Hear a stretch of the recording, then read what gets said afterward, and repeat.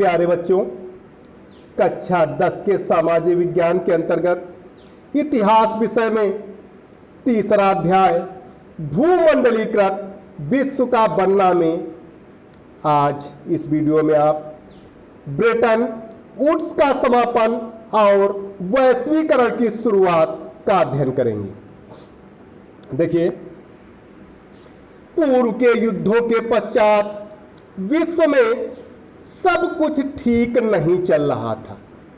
चाहे इससे पहले के वर्षों की स्थिर और तीव्र वृद्धि अर्थव्यवस्थाएं सन 1960 के दशक से ही विदेशों में अपनी गतिविधियों की अधिक लागत ने अमेरिका की वित्तीय और प्रतिस्पर्धी क्षमता को कमजोर कर दिया था। अमेरिकी डॉलर अब विश्व की मुख्य मुद्रा के रूप में पहले जितना सम्मानित और निर्विवाद नहीं रह गया था। सोने की तुलना में डॉलर की कीमतें घटने लगी थीं।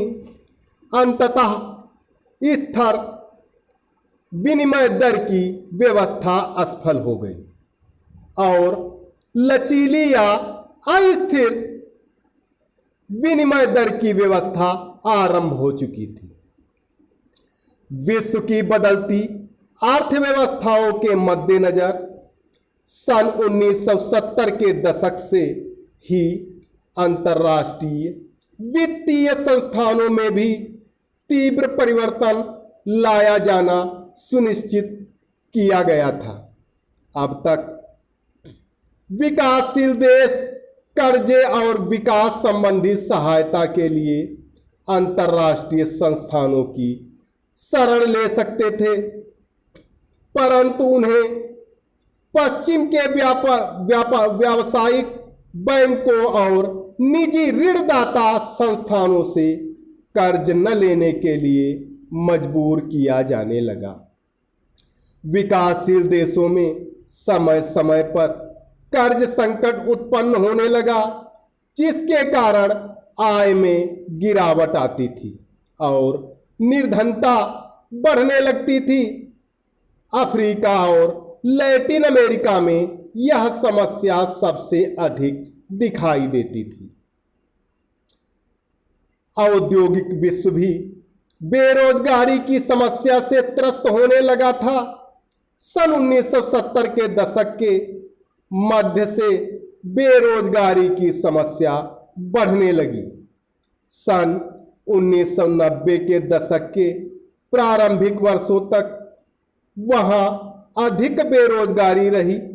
सन 1970 के दशक के अंतिम वर्षों से बहुराष्ट्रीय कंपनियां भी एशिया के ऐसे देशों में उत्पादन केंद्रित करने लगीं जहां वेतन कम थे।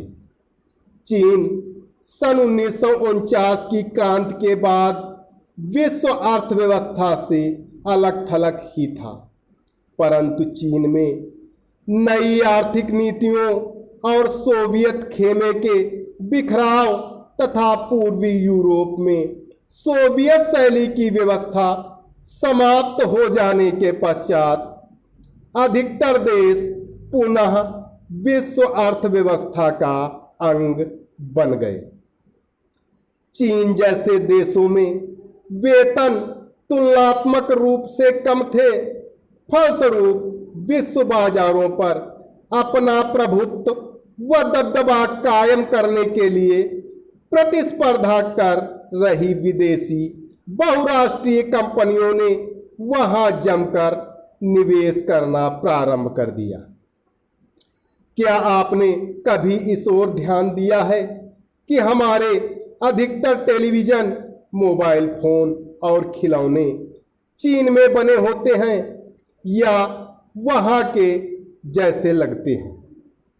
यह चीनी अर्थव्यवस्था की कम लागत अर्थव्यवस्था और विशेष रूप से वहां के कम वेतनों का परिणाम है।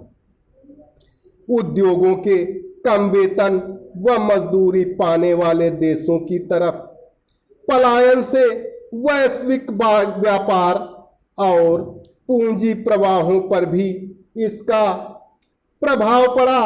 पिछले 2 दशक में भारत, चीन और ब्राजील आदि देशों की अर्थव्यवस्थाओं में आए अधिक परिवर्तनों के कारण विश्व का आर्थिक भूगोल पूरी तरह से बदल चुका था।